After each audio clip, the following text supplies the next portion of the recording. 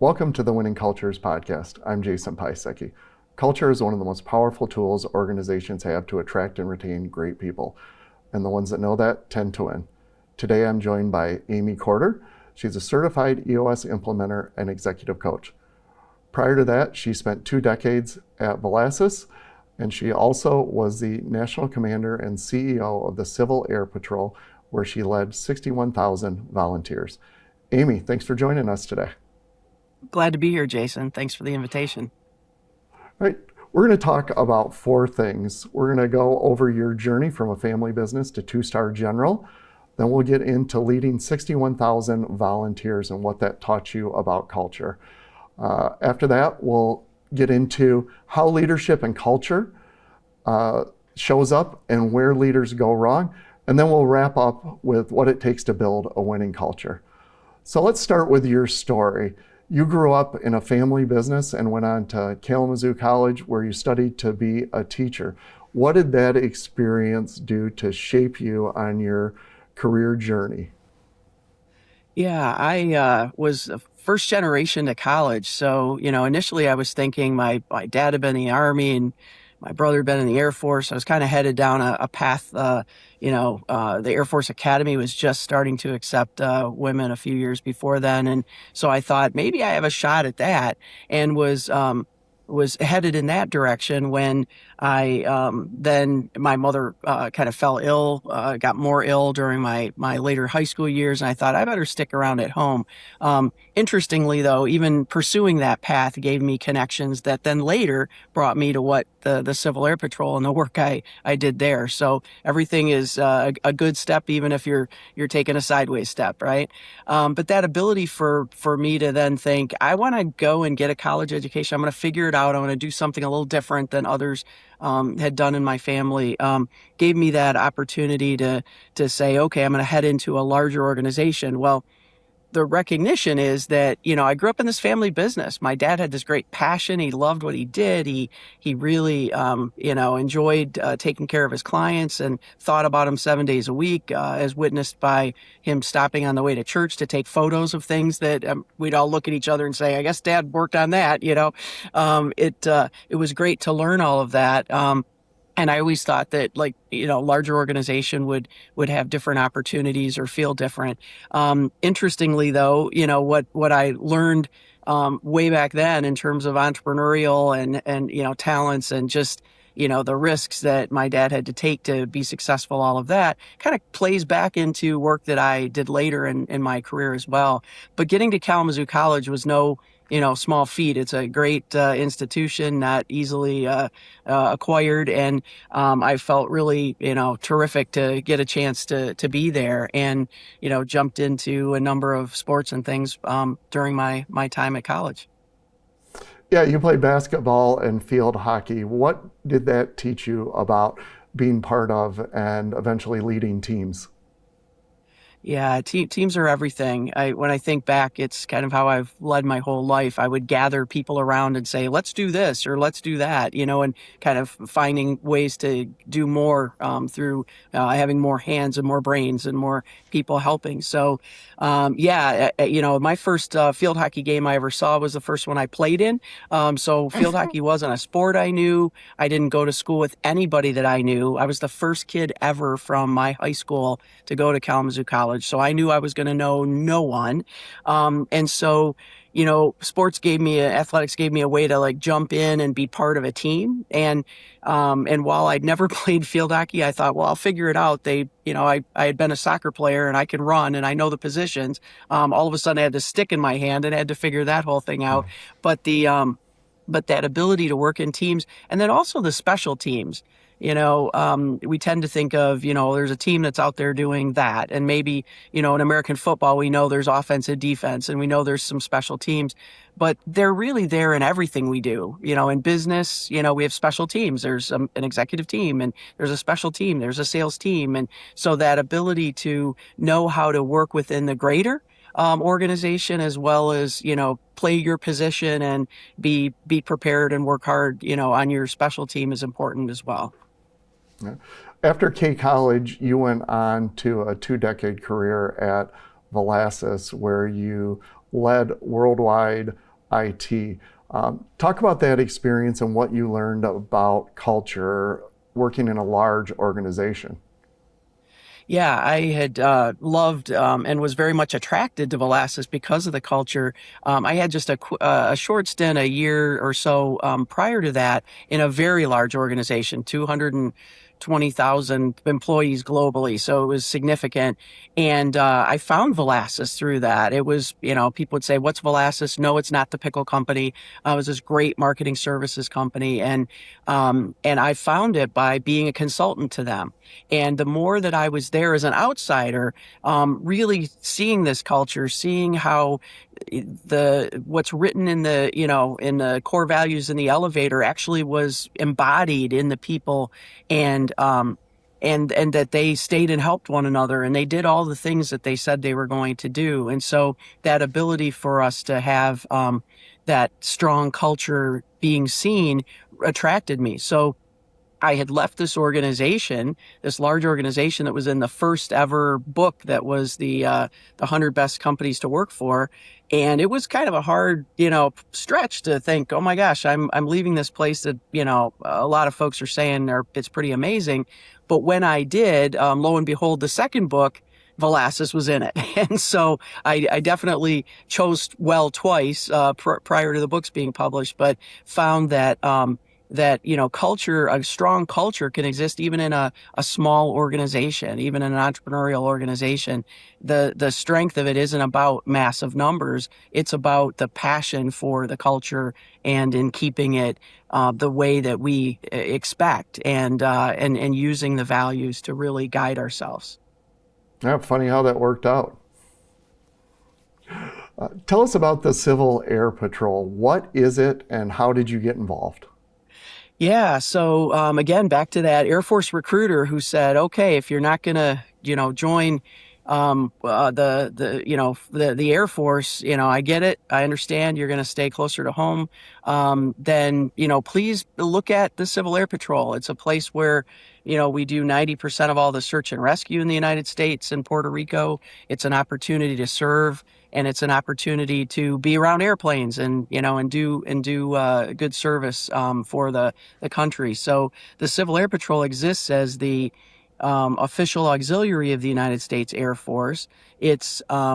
It is federalized just like the Guard, so under Title 10, anytime there's a mission, and the rest of the time it actually exists as a very large nonprofit. So I joined that then.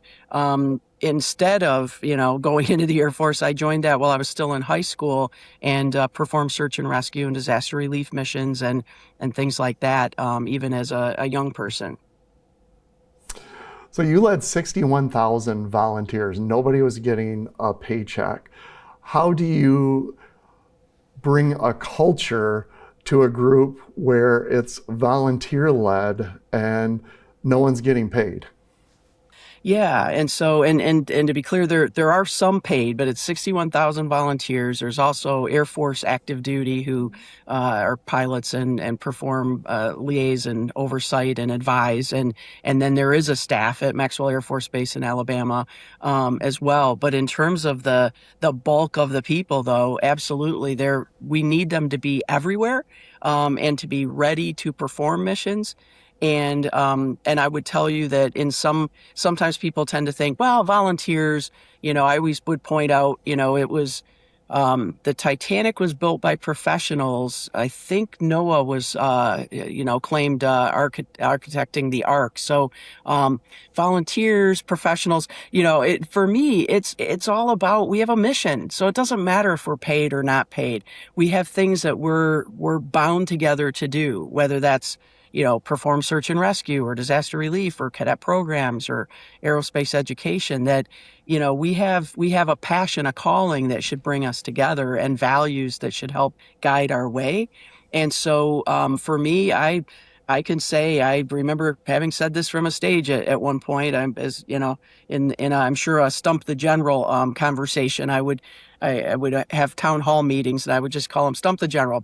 Toss whatever at me that you want to. I think we should be open and honest and do our best, and and have great conversation and openness between us. And so at one point I said, if you're lucky, you get to volunteer twice. You volunteered once to join, and if you're lucky, you get to volunteer to leave when you're done. And in between, we have something to do. And we have a mission that we've agreed to. And when we take on a mission that the Air Force asks us to go and prosecute, this isn't I'm only a volunteer. It's not about that. It's about, I'm a trained volunteer. I've used resources to get me there. I've got aircraft that I'm using as a result. So all of that to say, I really think that everything we do should have passion. Then culture is important in every team we join. This is not unlike what your parents would say, who you hang out with is important. And so for me, I am always making sure that the values and the mission of whatever I'm joining really align with what I'm willing to do and will do, because that's what I should do. Yeah.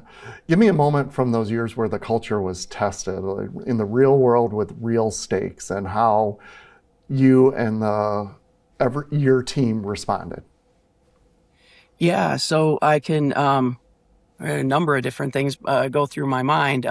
One that may be one that I think is a really prime example of great leadership is where the CEO of an organization, I was one of the leaders. I'm being told that I should let somebody go. They don't fit our culture. It was not a cultural issue, though. It was that person was different. Sexual orientation was different, and I said, well, wait. When we signed up, I don't think that was part of what we said. Wait. What's the issue? And nobody could really define the issue, but I was being told to just fire this guy. And I went to the CEO and I asked if the CEO knew, and they said yes. And I ended up going and having an opportunity to talk with them on the phone. And I said, this is not who we are. None of our values support getting rid of somebody because they're different.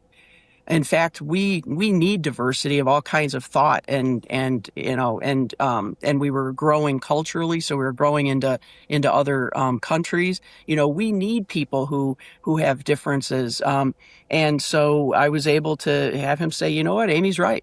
Follow her. In a world where I was prepared to leave that day.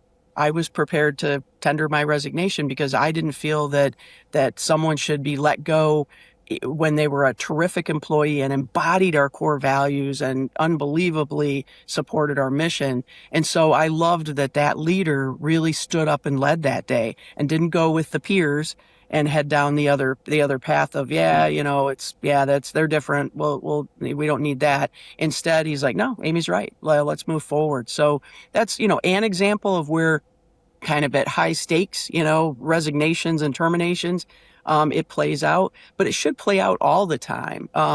There are often times when in the team, I had a team of people that were developing custom software. So we were in a duopoly nationally in the US. And so nobody in their right mind would write software for us because they might be able to sell it to us and to our competitor, and that would be it, right? So we could buy HR software and accounting software, don't get me wrong.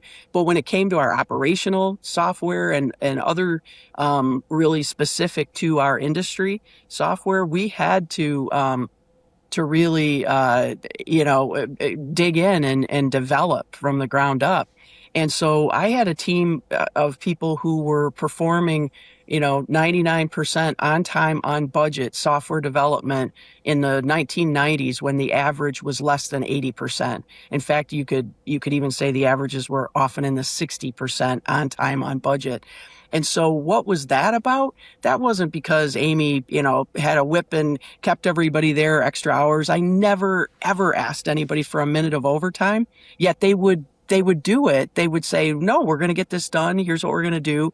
And I had a deal with the janitors, in fact, to come and tell me if my team was ever there past a certain time at night, because I would magically show up with pizzas and sit down and try to help them. And I don't know how no one ever thought, I don't live that close to the office, like how I thought I saw, but no one ever asked me.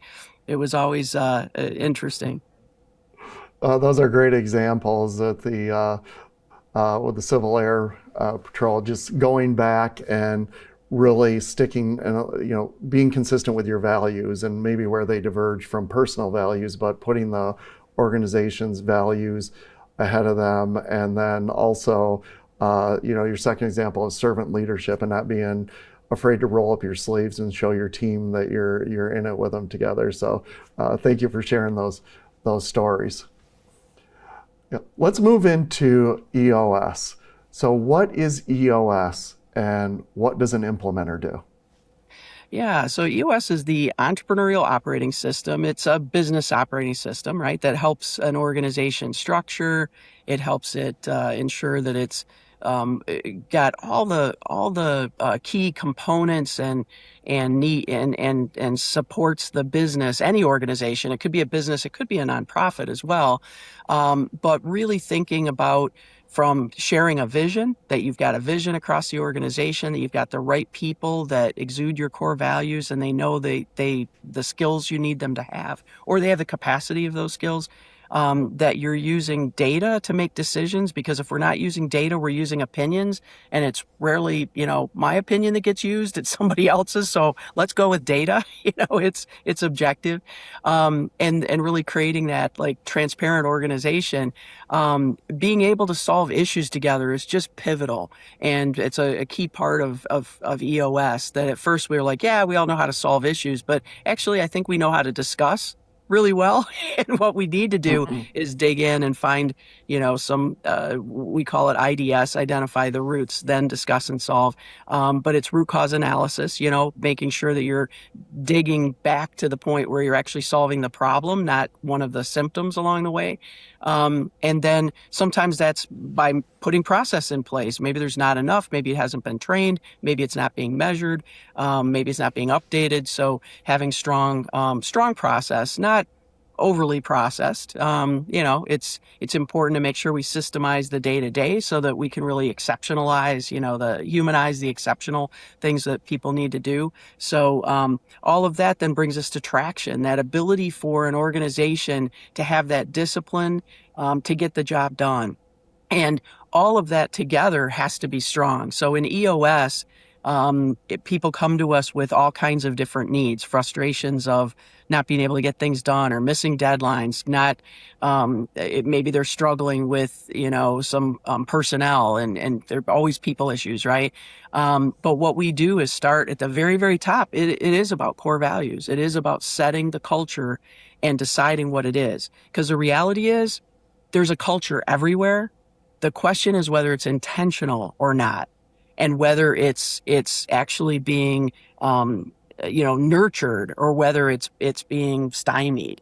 And so, EOS really, really key on getting the vision in place, because when we share a vision with the team and then have a cadence, a way of working together to get things done, it's amazing. People can perform so much farther beyond what they ever expected. It's just a joy to take people on that journey.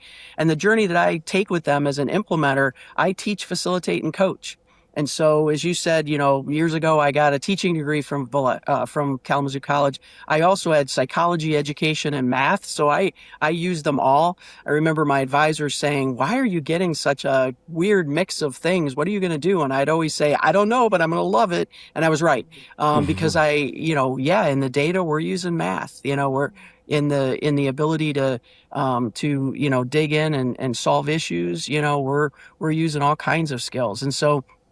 For me, that ability to teach, facilitate, and coach just comes from my love of teaching, coaching, and of seeing people really be their best. My job, as I think about it, is to help people be their best as an organization, as leaders leading that organization, and as contributors, and all the contributors really coming together. Because as I often will say, I don't think people really wake up in the morning and think, well, I wonder what I can mess up today at work, right? Most people want to do a good job. They want to just have a nice life. They want to have a good way to work with their teammates. And so EOS really helps bring that together. Well, as someone whose company runs on EOS, I can echo what you say about the discussing. I think we're as individuals very good at discussing, but really identifying the real issue and solving it for good forever. That's where an implementer can really come in and bring that perspective to a company. So within an organization, who owns the culture? Is it the leadership, HR, marketing, someone else? So I'll give you the Amy answer to that. I mean, I'll use my AI, my Amy intelligence. It's everybody. Each of us that walks past something that we know is wrong is not helping to add to the culture, right? We're actually allowing it to decline. And so when we think about who sets it, when we think about who owns it from that perspective, the absolutely leadership. Sometimes we have a person on a team, executive team called the visionary, who really is like that person who looks at it and says, "This is how this organization, how I want us to work together." But somebody up there, right, is the one who says, "This is what that culture is going to look like. These are the values. Here's our vision. Here's our focus. Here's where we're going to go. Here are the people we want to work with on our as clients and customers." And so sometimes it's identified by one and set in place, and then everybody from the leadership team, whether it's the kind of we call it the integrator, different from implementer that I am, but the integrator, kind of the COO, if you will. Sometimes that's where it lives because they're in charge of leading and managing the organization to hold the accountabilities. And so everybody who leads and manages should absolutely be thinking of owning the culture as they need to. But I would say everyone in the organization has that ability. The coolest thing ever, and I can remember some times when this would happen when let's say when I was leading the 61,000 and I would be, in one place in Kansas at a conference giving a talk or something. And 3 weekends later, I would be somewhere else at a search and rescue exercise with the Air Force. And I would see somebody from another state. It's not Kansas anymore. And somebody would correct the person next to them gently, kindly by saying, "Hey, that's not how we work around here. Excellence is key. So let's not stop yet. Let's get this right." And it's like, yes, that's a core value that's so important to us. And it wasn't because I was watching.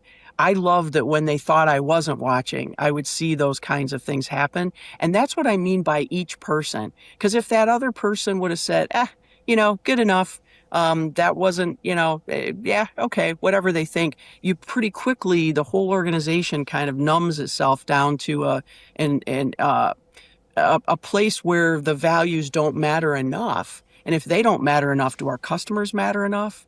Do our missions matter enough? Like everything changes. So that's where it's really important that everybody has that shared vision of what that culture is, and that we work to create ways to sustain it and keep it growing, keep it new, keep it understood. And of course, growing companies are going to add more people. As soon as you add more people, you're diluting the folks who know what the culture is and what's expected. So it's even more important to continue to hire and coach to those values, and to make sure that we're always repeating them. Sometimes we think it's kind of trite, like, I shouldn't have to say this. You could say Air Force values or Civil Air Patrol values. They're on coins. They're everywhere. How can you miss them?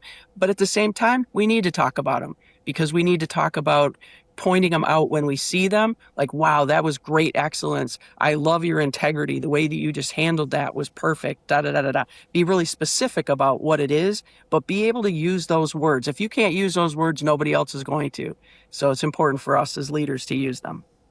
Yeah, very true. So speaking about values, Gina Thorson, the CEO of Stormy Cromer, on the first episode of this podcast, talked about looking at the strongest people within their company to set their values. What do you think of that approach? What I would always say, and Gina's awesome. What I would always say is ensure that you're going to live with the answer of the question you're asking. So there can be times, I think if you've got a company that's been in existence and they all kind of know, I think that helping to create the definitions for the values, helping to get the right language around it, helping to keep that language fresh in whatever today's speak is, that's a great place to absolutely use the team around you to support. Make sure though that you're getting the culture you want, not an accidental culture because somebody else wants it to be different. Um, you know, the, you, yeah, I think there are a lot of ways that can work really well. I would just always have that word of caution. I think, if we have a belief of what the culture should be as leaders, we should be voicing that and pulling that together and then getting the insights from the teams, our strong members around us to do that. Yeah, good point. So make the business case for culture. How does a strong culture affect performance? Wow, it's in all those micro moments. There are all these decisions that get made every day. Do I stop now? Do I try to finish this? Do I make that extra call to a customer? All those kinds of things. That's where the culture really matters because nobody's there. And unless we're going to be in a world where we're going to lead and manage so strongly and, some might call it micromanage. We're not going to be there at all the moments. We're not going to be there when something could go wrong. And what's awesome is when you have people who say, nope, that's not how we would do it around here. I remember at a point having somebody say, oh, I would just always think, what would Amy do? And I'm like, that's not exactly what I want you to do. What I want you to think is, how would we think about that? How would we apply our values and our vision and our focus? How would we apply those to this situation? That's what I want people to think. And so there really are all those small moments in time. As an example of, I love data. When I started working, I've been working with EOS for about 15 or 16 years now, but inside of organizations where I brought EOS brought traction in as into a $250 million business when I was a CFO. And while I've only been doing the implementation for like 5 years or so, I've been using it for a long time. And one of the things that I always noticed was the number that author Gino Wickman would kind of put on the percentage of strength of an organization without an operating system or before EOS. And it was always around 20%. And I would think, wow, 20%. That's 20% of the strength that you could be as an organization. That just didn't seem quite right to me. So, admittedly, and I was wrong, so that was good. Admittedly, I started looking at that and saying, okay, well, when I have clients who come in, I'm going to ask them where they think they are on the strength, and they told me. And then what I realized, though, over the period of 1 to 2 years as I'm working with clients, and then they graduate, right? They master it. They're on their own. If they want my help, I'm here, but I'll facilitate whatever they need, but they've got it. What I started realizing is once they really knew what it looked like, now if I said, think back to 2 years ago when you started or before you started, how strong do you think the organization was? Instead of the 40-some percentile that I had been given at the very beginning, like we're not bad, we're okay. We just know we can be better. Instead, I started getting numbers that actually were more like 21 to 23%. So, I was not right. It really was that an organization usually is not getting out of its people what it could, be getting based on just this, not understanding exactly where we're going and how we're doing it and the process to do it if need be, et cetera. And so I will tell you what we're always striving for is 100%, of course. Why would you, strive any lower than that? But when you get to 80%, it's kind of that 80-20 rule of Pareto concept. Once you get to that 80%, it is so much stronger. It could be 4 times stronger than you started out. And I'd love to say that, I'm perfect. I'm not perfect. Plenty of things I've learned from firsthand, not through somebody else's mistake, but my own.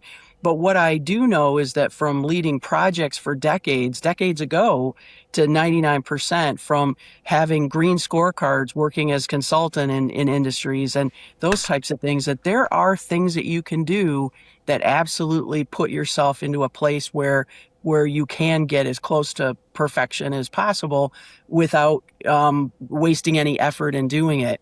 And so when I see teams who then graduate and they're just like, it's just amazing. They have grown without adding people, or added people but doubled their, not doubled their workforce, but doubled their revenue stream. So the way that people grow can be, and it could be just, we just want to be a small giant. We don't want to grow in revenue or people. We just want to be really, really good at what we do. That's growth as well. And so that ability to really think, could I, even if I'm just doubling, the efficacy of my team, what a joy that is. Because the other part of it is that we do that while having better lives. We do that without having to correct everything.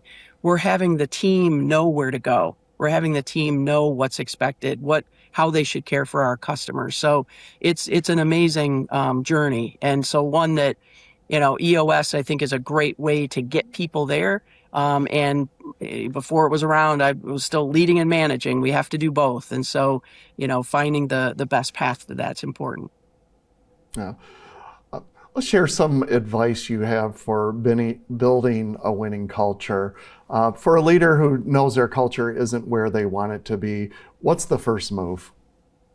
Yeah, the first move really is, I think, some introspection, or getting with, your team, your core executives, however you want to look at your leadership team, and really saying, is this who we are? Our core values, for example, should define who we are. It's the how we get things done, but it should just be us at our core. If we have to work sideways to it, if it feels squirrely or it doesn't feel like it's really us, we've got to make that right. And so I always have folks look at that. I'll tell you, I've worked with companies that have been around 50 years, 90 years, who've had core values for all those times. And they'll start, working with me and I'll say, just humor me. Give me 15 minutes. Let's walk down this path. I'd like you to think about things this way. And what we do is have them think about the people that they would want to surround themselves with. Because when you think about those folks, like, you start thinking about what characteristics you want and what traits you want.